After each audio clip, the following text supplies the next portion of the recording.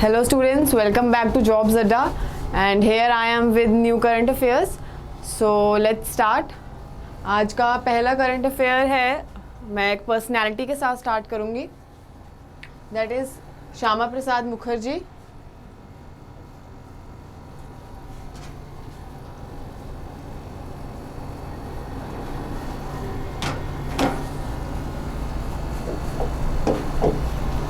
Okay, Shyama Prasad Mukherjee 1901 से 1953 तक इन्होंने काम किया है. ये हैं कौन?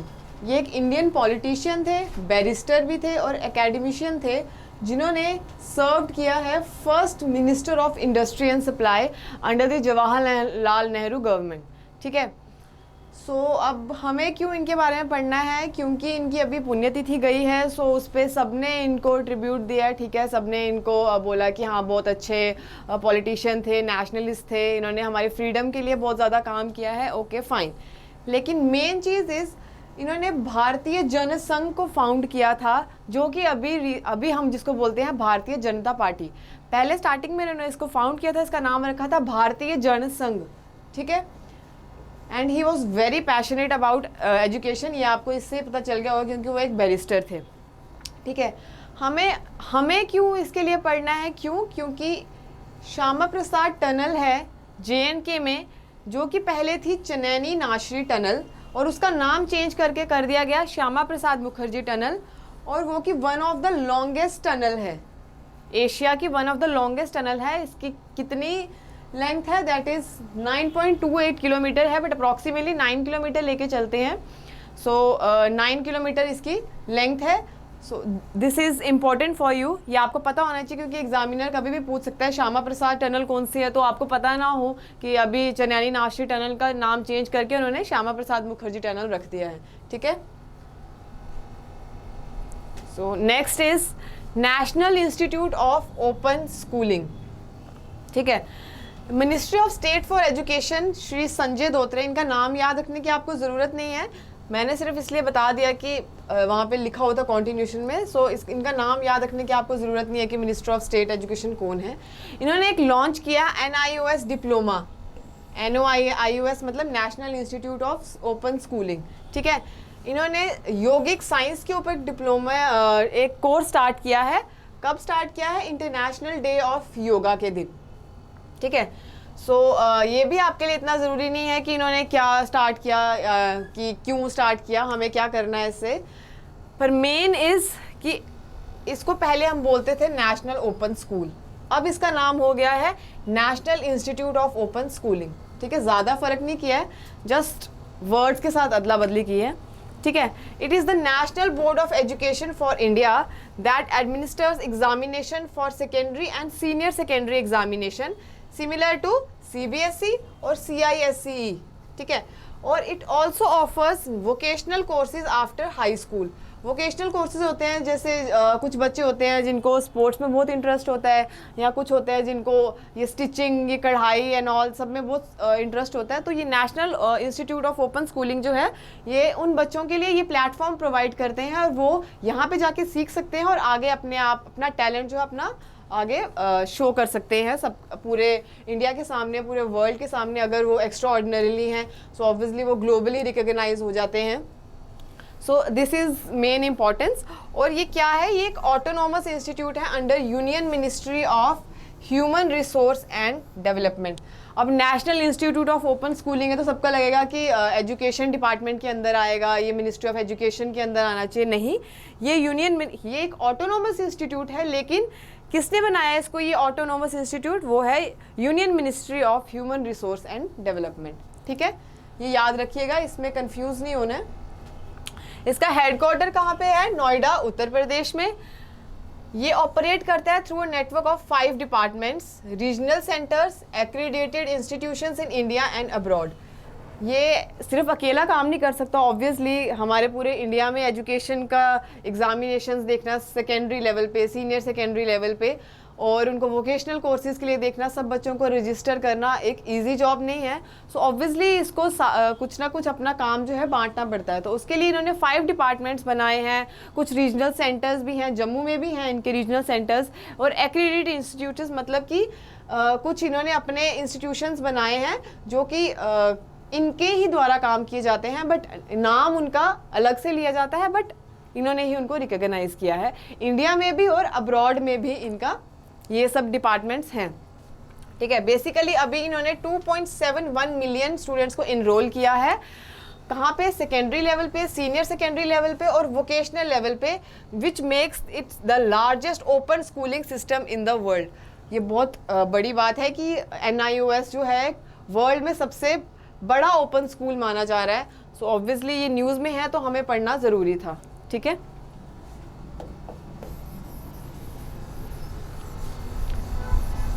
इसके मिनिस्ट्री के साथ कंफ्यूज नहीं होना है, ये मिनिस्ट्री ऑफ HRD के अंडर आता है, ministry of health and education के अंडर नहीं आता। मेन ये चीज़ याद रखनी है। ये वर्ल्ड का सबसे लार्जेस्ट ओपन स्कूलिंग में से एक है, एक पॉइंट ये याद रखना है। हेडक्वार्टर्स इसका नोएडा उत्तर प्रदेश में है, और ये जो है इसमें इसका नाम जो चेंज हुआ है ये याद रखना है, ठीक है। Third is central warehousing corporation. इसका वैसे आपको इतना ज़रूरी नहीं है, ऑब्वियसली मैं इतने कंफ्यूज नहीं हो जाना कि इतने बड़े बड़े नाम ले लेती है मैम तो हमें पता नहीं चलता कि कहाँ से क्या उठा के ला दिया।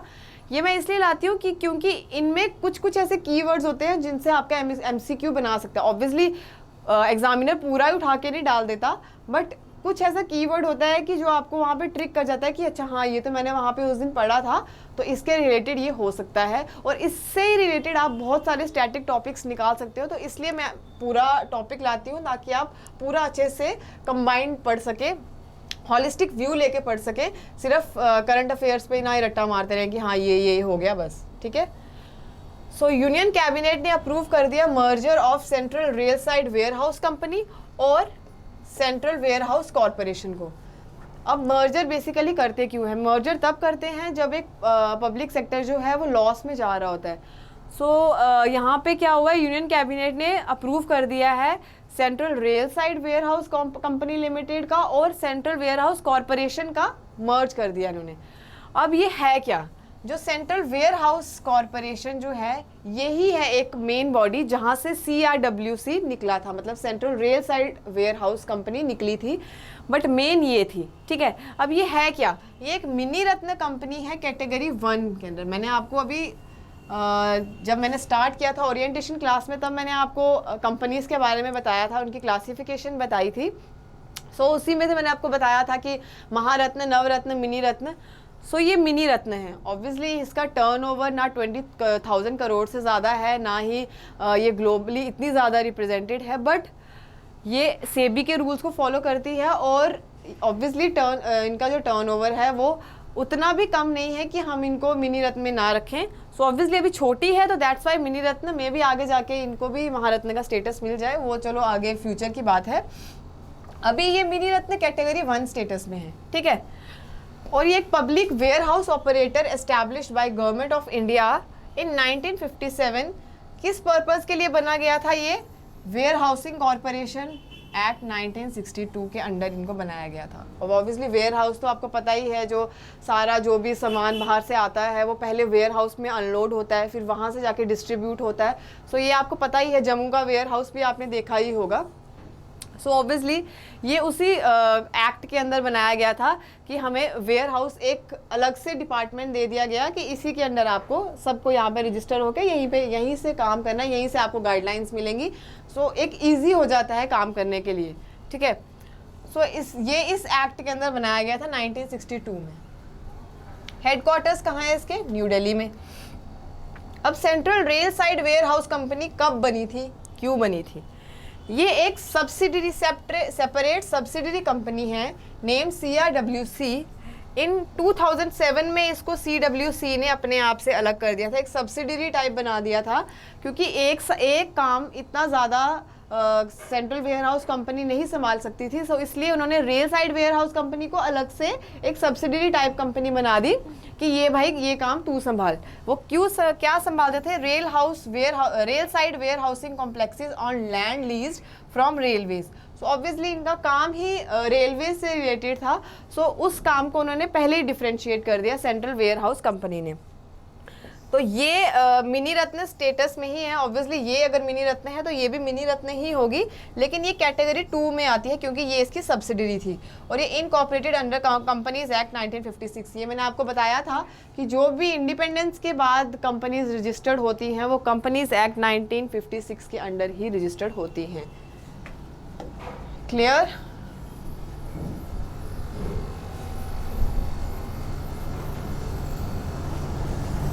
सो ज़्यादा कंफ्यूज नहीं होना है, आपको इनकी फुल फॉर्म याद रखनी है। आपने इनका ये याद रखना है कि इनको स्टेटस कौन सा मिला है, मिनी रत्न 1, मिनी रत्न 2, और इनका मर्जर हो रहा है, ये याद रखना है। बाकी आप चाहे नहीं भी याद रखें क्या है क्या नहीं, बट इनका जो इनका मिनी रत्न का स्टेटस और इनकी फुल फॉर्म तो आपको याद रखनी है। आपको उसी से क्लैरिटी हो जाती है कि हाँ ये किस पर्पज़ के लिए होंगी। ठीक है। So next is green hydrogen.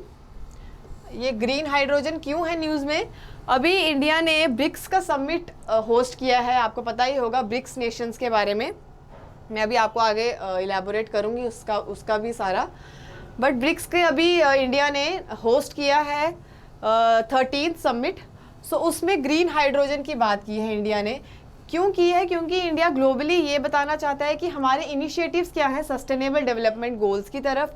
हम एनर्जी इमिशन को किस तरह से कंट्रोल कर रहे हैं, हम जो कार्बन एमिशन है हमारा किस तरह से हम उसको कम करने के लिए, कार्बन फुटप्रिंट्स जो हमारे काउंट हो रहे हैं हम उसको कम करने के लिए क्या क्या प्रोसीजर्स अपना रहे हैं। हम सोलर एनर्जी की तरफ जा रहे हैं, हम फ्यूल फ्री एनर्जी की तरफ जा रहे हैं, सो रिन्यूएबल एनर्जी की तरफ जा रहे हैं। सो ऑब्वियसली ये चीज़ जब ग्लोबली हम रिप्रेजेंट करेंगे, सो जो जितने ज़्यादा लोग हैं वो हमें उस चीज़ के लिए अप्रिशिएट करेंगे और हमारे ऑब्वियसली हमारे उस पर प्लस पॉइंट ही होगा।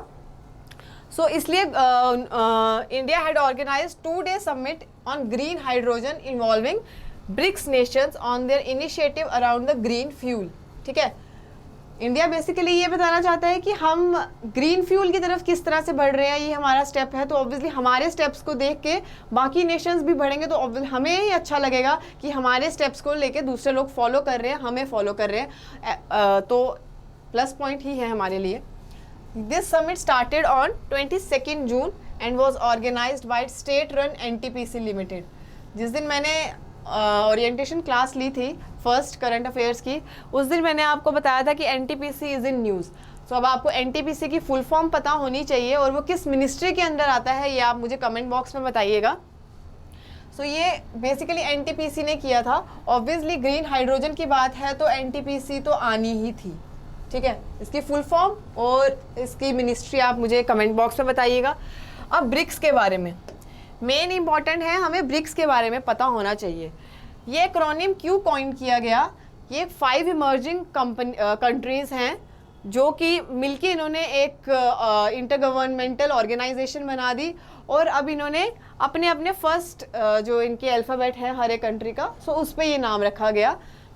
क्या है? Brazil, B for Brazil, R for Russia, I for India, C for China and S for south Africa.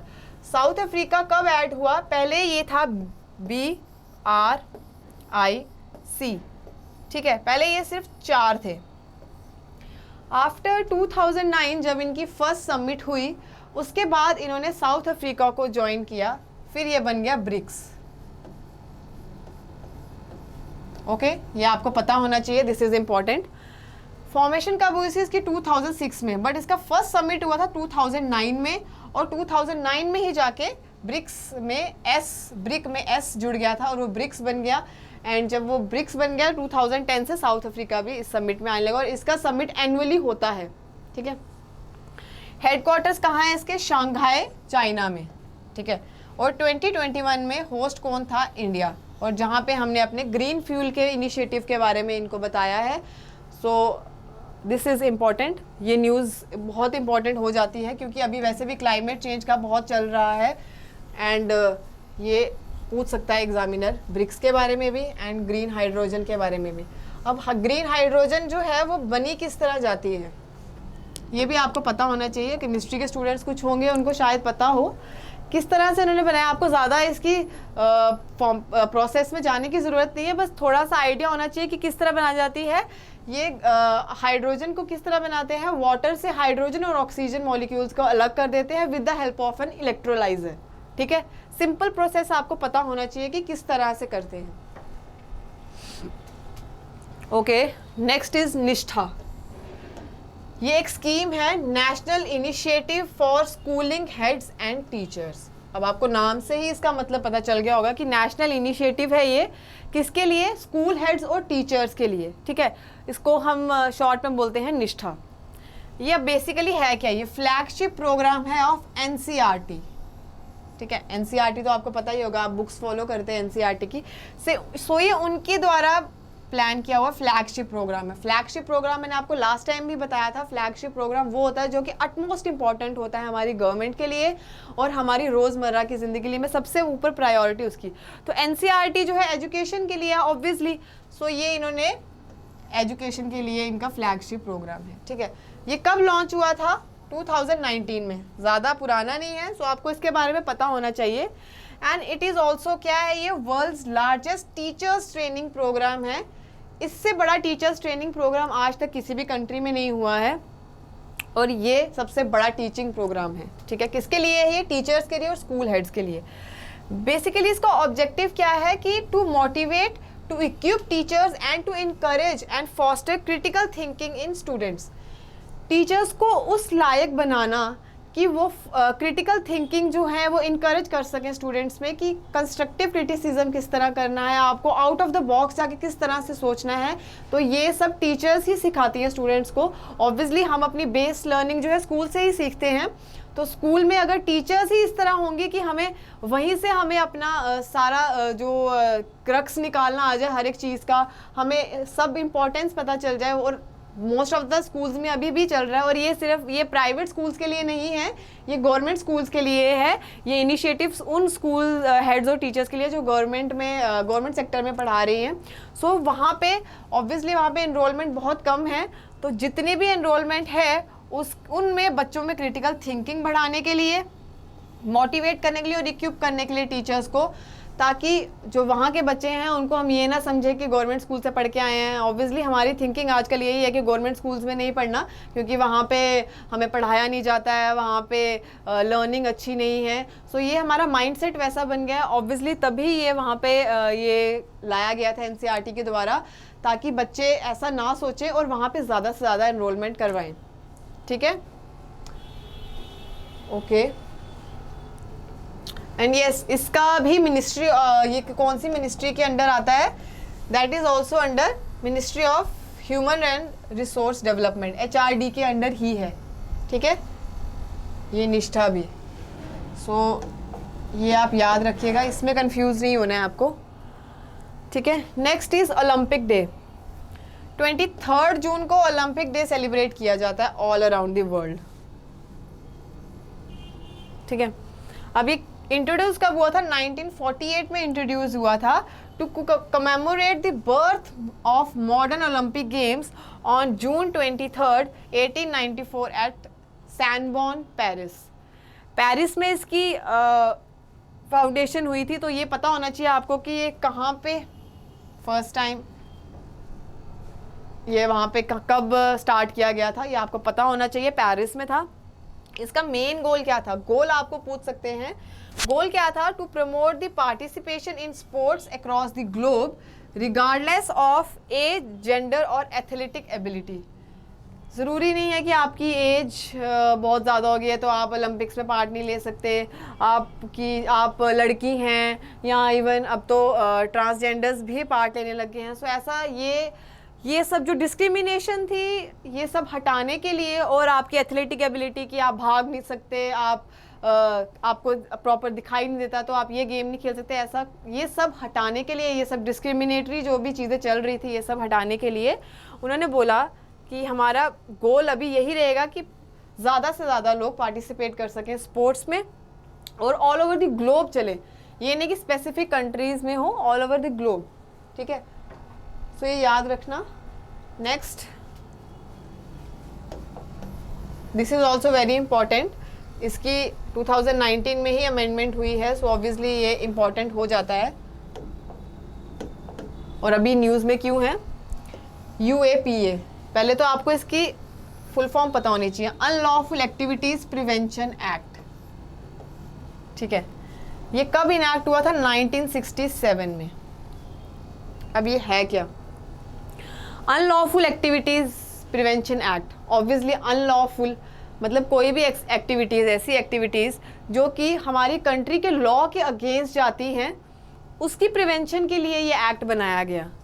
अब ये न्यूज़ में इसलिए था क्योंकि जो नॉर्थ ईस्ट राइट्स हुए थे लास्ट ईयर, सो दिल्ली में जो नॉर्थ ईस्ट राइट्स हुए थे, उसमें जो वेरियस यूनिवर्सिटी, दिल्ली यूनिवर्सिटीज़ में जो Jawaharlal university, Jamia Millia and all other universities में जो बच्चे थे, उनको अरेस्ट किया गया था दिल्ली पुलिस के द्वारा।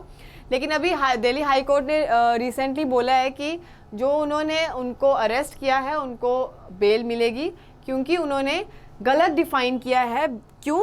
क्योंकि UAPA की जो डेफिनेशन है, टेररिस्ट वर्ड की जो डेफिनेशन है, वो वहाँ पे वेग है एक्ट में, वो अभी तक पूरी तरह से डिफाइंड नहीं है। सो आप ऐसे ही उसको अपने मिसकंसेप्शन की वजह से ऐसे बच्चों को अरेस्ट नहीं कर सकते। सो ये दिल्ली हाई कोर्ट ने अपना बयान दिया और उन बच्चों को छोड़ दिया गया है, ठीक है। सो इससे ऑब्वियसली आपका UAPA इंपॉर्टेंट हो जाता है। सेक्शन 15 ऑफ UAPA जो है वो डिफाइन करता है terrorist act and is punishable with imprisonment for a term of at least 5 years to life in case of terrorist act results in death। तो पनिशमेंट मिलेगी, या तो डेथ होएगी या imprisonment for life। So obviously उन्होंने ये बताया है कि आप टेररिस्ट एक्ट अगर कोई करोगे तो वो पनिशेबल है, बट उन्होंने ये नहीं बताया कि टेररिस्ट एक्ट है क्या। सो इसको हम कुछ भी मिस इंटरप्रेट कर सकते हैं। So that's why Delhi high court ने बोला कि आप इसको ऐसे मिस इंटरप्रेट मत कीजिए, वो टेररिस्ट एक्ट में नहीं आता, जो उन्होंने वो राइट्स हुए हैं वो टेररिस्ट एक्ट में नहीं आता। सो आप उनको ऐसे अरेस्ट नहीं कर सकते, ठीक है।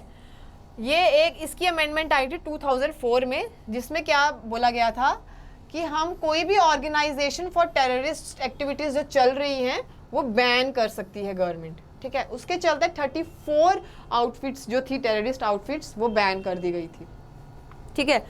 फिर उसके बाद आया 2019 में एक अमेंडमेंट आया है, जिसमें क्या हुआ, होम मिनिस्ट्री को ये पावर मिल गई कि आप किसी भी इंडिविजुअल को टेररिस्ट घोषित कर सकते हो। मतलब होम मिनिस्ट्री को अगर लगेगा कि ये जो इसने काम किया है ये बहुत ही अनलॉफुल है और इसके ज़रिए इसको यहाँ पे टेररिस्ट घोषित कर दूंगा मैं, और उसके बाद इसको जेल होएगी, या तो इम्प्रिजनमेंट फॉर लाइफ होगी, या तो पनिशमेंट जो होगी वो डेथ की होगी।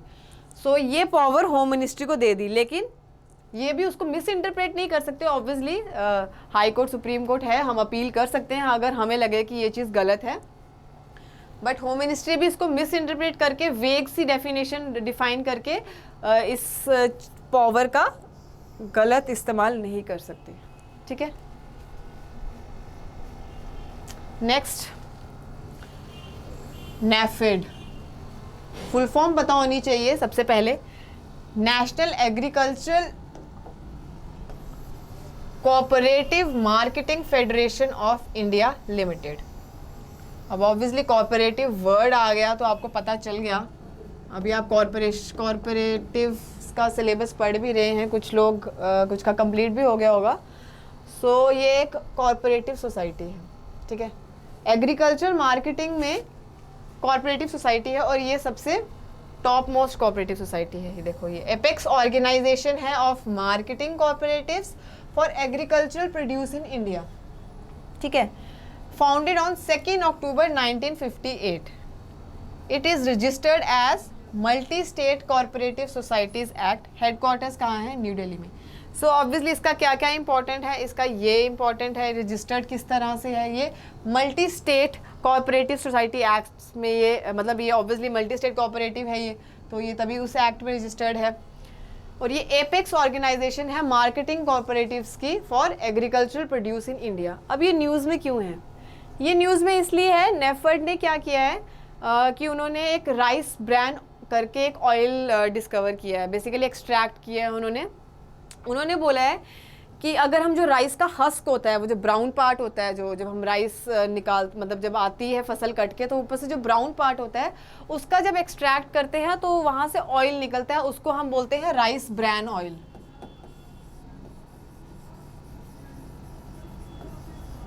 तो इनका कहना है कि वो जो राइस ब्रैन ऑयल है वो बहुत ही ज़्यादा उसमें विटामिन ई की मात्रा है, और उसमें जो है जिन पेशेंट्स को ऑब्वियसली कोलेस्ट्रॉल की प्रॉब्लम होती है तो वो ऑयल ले सकते हैं, क्योंकि उसमें कोलेस्ट्रॉल बहुत ही कम मात्रा में है।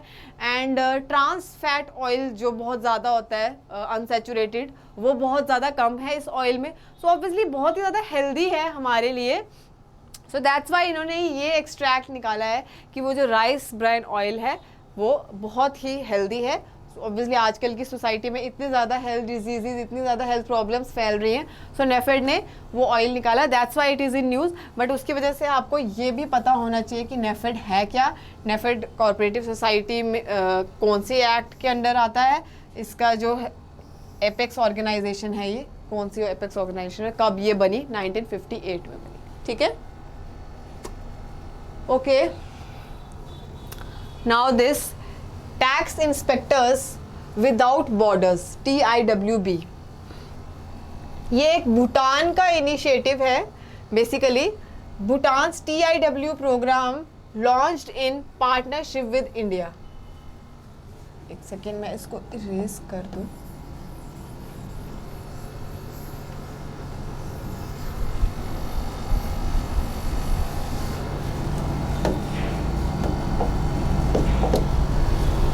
ओके, अब ये एक क्या है TIWB, नाम से ही पता चल जाता है कि टैक्स इंस्पेक्टर्स विदाउट बॉर्डर्स। सो ये भूटान ने इंडिया के साथ पार्टनरशिप में एक प्रोग्राम लॉन्च किया है। क्या है ये? It is an joint initiative है UNDP और OECD का। UNDP आपको पता ही होगा, यूनाइटेड नेशन का एक ऑर्गन है, यूनाइटेड नेशन डेवलपमेंट प्रोग्राम, ठीक है। इसका हेडक्वार्टर्स कहाँ है पता होना चाहिए, न्यूयॉर्क में। और OECD क्या है? Organisation for economic corporation and development. इसका हेडक्वार्टर्स कहाँ पे है? पेरिस में। तो आपको हेडक्वार्टर्स सबके पता होना चाहिए। नाम से जब आपको उसका आधा डेफिनेशन तो वहीं से क्लियर हो जाता है कि इसका काम क्या होगा। United nation development programme, obviously यही काम है इसका कि ये डेवलपमेंट करवाता है। यूनाइटेड नेशन के अंडर है, ठीक है, बट ये डेवलपमेंट करवाता है, कंट्रीज़ के साथ मिलके ये डेवलपमेंट करवाता है। उन कंट्रीज़ की जो डेवलपिंग है, इमर्जिंग इकोनॉमीज़ जैसे इंडिया, भूटान, बांग्लादेश, पाकिस्तान, ये सब कंट्रीज़। और OECD क्या है? Organisation for economic corporation and development. ये मॉनेटरी फंड्स को देखता है, ठीक है इसका काम भी डेवलपमेंट ही, बट ये मोस्टली इकोनॉमिक साइड पे देखता है, ठीक है। सो ये जो इन्होंने TIWB प्रोग्राम लाया है, ये इन दोनों ने स्टार्ट किया है TIWB प्रोग्राम, ठीक है, इन दोनों की कोलैबोरेशन से बना है। और इसमें इन्होंने किसको चुना है? भूटान को चुना है, और भूटान के साथ इन्होंने पार्टनर किया है इंडिया को। अब बेसिकली इसकी ड्यूरेशन है 24 मंथ्स के लिए, ठीक है, 2 इयर्स के लिए। और इसका फोकस क्या रहेगा इस प्रोग्राम का कि इंटरनेशनल टैक्सेशन और ट्रांसफ़र प्राइसिंग जो है, ये इन्होंने उसको स्टेबल करना है, उसको मेंटेन करना है। भूटान का जो इंटरनेशनल टैक्सेशन और ट्रांसफ़र प्राइसिंग है, बेसिकली उसको उन्होंने मेंटेन करना है। और उसके लिए इन्होंने चुना है इंडिया को, ताकि इंडिया जो है भूटान को इस जो ये प्रोग्राम है इसमें हेल्प कर सके और इसमें गाइड कर सके कि हाँ आपको किस तरह से अपनी पॉलिसीज़, टैक्सेशन पॉलिसीज़ बनानी है, ताकि आप इस प्रोग्राम को जल्दी से जल्दी पूरा कर सकें, ठीक है। सो आपको इसमें 2 चीज़ें याद रखनी है। एक तो TIWB है क्या, किन 2 ऑर्गेनाइजेशन की कोलैबोरेशन की वजह से आया है, ये याद रखना है। और इनके हेडक्वार्टर्स कहाँ पे है, ये आपको पता होना चाहिए, ठीक है। नेक्स्ट MCQs हैं। So let's start. अब MCQs के जो मुझे लगेगा कि आप जिनमें कंफ्यूज हो सकते हो, तो मैं उनके आंसर्स आपको बता दूंगी ऑब्वियसली, बट ट्राई करो कि MCQs जो है आप खुद सॉल्व करो, क्योंकि इससे आपकी ही प्रैक्टिस होगी, आप ही इसमें ज़्यादा से ज़्यादा रिवीजन कर पाओगे। सो आपका ही फायदा है. Let's start. First is with reference to the green hydrogen, consider the following statements. India had recently organized 2-day summit on green hydrogen involving BRICS nations on their initiative around green fuel. ठीक है. Second is green hydrogen gas is produced by splitting water into hydrogen and oxygen using an electrolyzer that may be powered by electricity generated from renewable energy sources. तो इसका answer क्या हो सकता है? मैंने आपको बताया कि ब्रिक्स नेशन ने किया, ऑब्वियसली तभी ये न्यूज़ में है, बहुत ज़्यादा इंपॉर्टेंट है. ब्रिक्स भी इसकी वजह से बहुत इंपॉर्टेंट हो जाता है. सेकंड, इसका मैंने बताया प्रोसेस आपको पता होना चाहिए कि किस तरह से, समरी टाइप ही पता होना चाहिए आपको. ये नहीं पूछेगा कि हाँ वाटर किस तरह से हुआ, इसमें कितनी वो इलेक्ट्रॉन्स गए, इसमें कितना, ये सब कोई नहीं पूछेगा. बट आपको ये पता होना चाहिए कि वाटर को हाइड्रोजन और ऑक्सीजन में इन्होंने किया with the help of an electrolyser powered by electricity generated from renewable energy sources. तो आपको ये भी पता चल गया, इसकी प्रोसेस भी यहाँ पे पता चल गया. सो आंसर है बोथ ए एंड बी. ठीक है. Second, saint Vincent and Grenadines is an island country in, ये मैंने आपको करंट अफेयर में अभी नहीं बताया, तो कुछ तो सोच रहे होंगे पता नहीं क्या किसी और का उठा के ले आए हैं. नहीं, ऐसा कुछ नहीं है. ये मैंने इसलिए लाया क्योंकि बहुत छोटा था, तो मैं सोचा था कि आपको इसी के साथ कवर करवाऊंगी. अब ये है क्या? सेंट विंसेंट और ग्रेनेडाइंस आइलैंड है ये एक आइलैंड कंट्री है. कहाँ पे है पहले मैं आपको ये बता दूँ, ये कैरेबियन सी में है. अब कैरेबियन सी पता चल गया. अब सारे अपना वर्ल्ड मैप खोलना और वहाँ पे कैरेबियन सी को देखना, और इस आइलैंड को चाहे आप नहीं भी, बट कैरेबियन सी देखना. कैरेबियन सी में आगे कौन कौन से आइलैंड नेशंस हैं, सो ये आपको पता होना चाहिए. ठीक है. सो कैरेबियन सी में ये आइलैंड है, और बेसिकली अभी हुआ क्या है कि इसमें MOU मतलब मेमोरेंडम ऑफ अंडरस्टैंडिंग साइन किया है इंडिया ने इनके साथ. So that's why it is in news. But आपको मेन ऑब्वियसली ये कंट्री का पता होना चाहिए, क्योंकि कंट्रीज़ जो हैं ऐसे आती रहती हैं न्यूज़ में, और बाद में वो सीधा एग्जामिनर यही पूछता है कि अच्छा ये वाले सी का है, इसकी नेबरिंग कंट्रीज़ बताओ. अच्छा ये आइलैंड है तो ये कौन से सी में पड़ता है. तो बच्चे तब कंफ्यूज हो जाते हैं कि अच्छा ऐसा कुछ था भी कि न्यूज़ में कि नहीं, हमने तो पढ़ा नहीं, पता नहीं, 2-3 साल पुराना करंट अफेयर दे रहे हैं. सो ये आपको पता होना चाहिए. और कैरेबियन सी के अराउंड अब कौन कौन सी आइलैंड नेशन है, ये आप वर्ल्ड मैप खोलो और वहाँ पे चेक करो, ताकि इससे आपकी जो मैप एक्सरसाइज है वो फास्ट होगी. ठीक है. सो दिस इज़ इट. नेक्स्ट पे चलते हैं.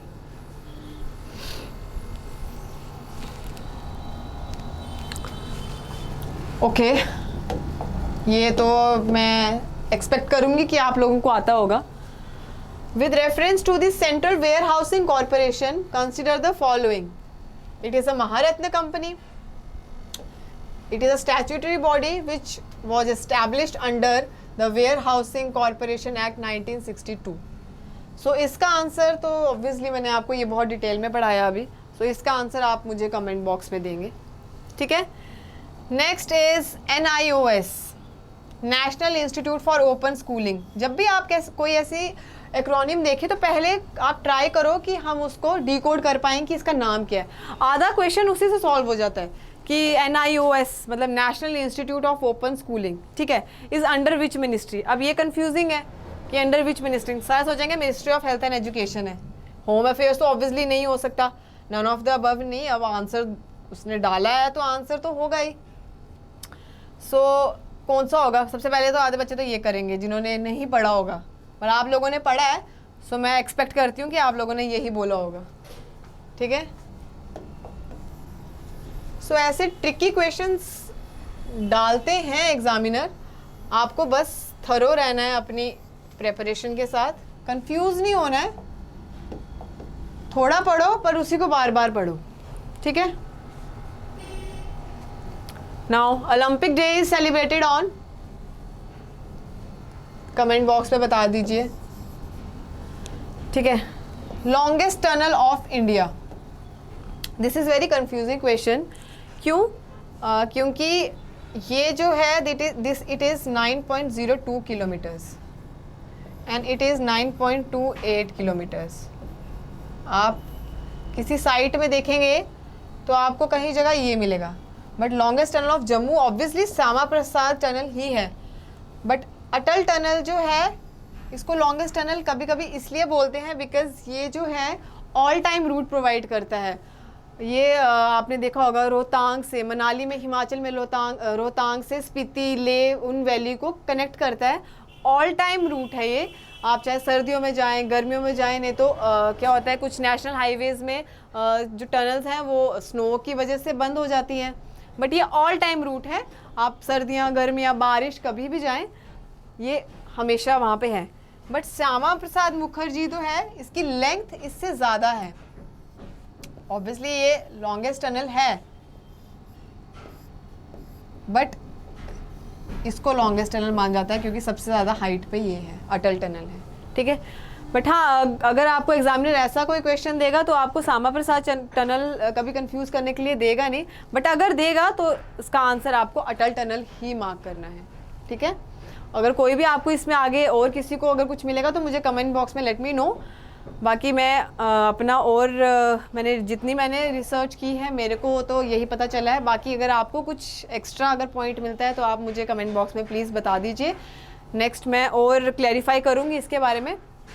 फ़िलहाल आप ये रखो, बट जम्मू में सबसे ज़्यादा लंबी टनल श्यामा प्रसाद टनल ही है, ठीक है। जिसका नाम, सेकेंड नाम आप मुझे कमेंट बॉक्स में बताइए अभी कि श्यामा प्रसाद मुखर्जी टनल को सेकेंड नाम क्या है, मतलब ओरिजिनल नेम क्या है। ये तो अभी रखा गया है, ओरिजिनल नेम क्या है। Okay, next, with reference to the UAPA consider the following.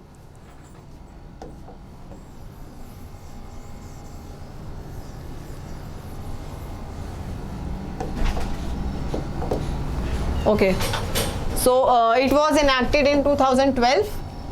Amendment 2019 amendment जो है gave the Home Ministry the power to designate individuals as terrorist. So obviously this is not correct and this is correct.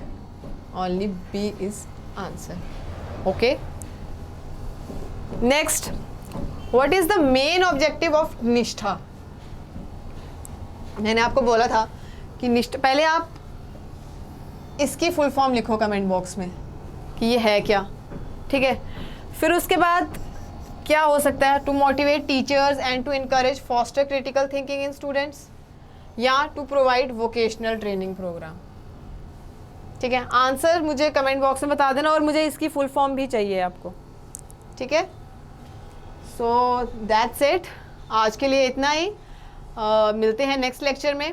और मैं ये पूरी कोशिश कर रही हूँ कि आपको जितने ज़्यादा हो सके करंट अफेयर्स दूँ, जितने आपके लिए इम्पॉर्टेंट हैं, आप ज़्यादा कंफ्यूज ना हो जाएं। बट जितना भी पिछले करंट अफेयर्स हैं प्लीज़ उनको रिवाइज करते रहिए, क्योंकि आगे आगे पढ़ते रहेंगे, कोई फ़ायदा नहीं है पिछला वाला भूल जाएंगे। तो जितने भी अभी तक किए हैं वो सब पढ़ते रहिए, उनको रिवाइज़ कीजिए, उनसे रिलेटेड जितने भी टॉपिक हैं उनको ढूंढ के उनको पढ़िए, ताकि इससे आपका करंट अफेयर्स तो होगा ही होगा, आपका बाकी स्टैटिक टॉपिक भी कंप्लीट होगा। सो इसमें आपका ही फ़ायदा है। सो आज का जो मैंने आपको एक्सरसाइजेस 2-3 बोली हैं, प्लीज़ ट्राई कि आप वो लोग करो, वो चीज़ें आप कंप्लीट करो, क्योंकि मैं यहाँ पे आपको पूरा ओवरऑल जितना कोशिश हो सकती है मैं होलिस्टिक व्यू देने की कोशिश करती हूँ, बट मैं पूरा आपको इतनी सी क्लास में आपको पूरा नहीं बता सकती। सो ऑब्वियसली थोड़ा सा होमवर्क आप लोग भी करिए, बाकी मैं करूँगी। जो भी आपको प्रॉब्लम्स होंगी आप मुझे कमेंट बॉक्स में बता दीजिए, I will surely help. So thanks a lot, मिलते हैं नेक्स्ट क्लास में। So stay safe, stay home.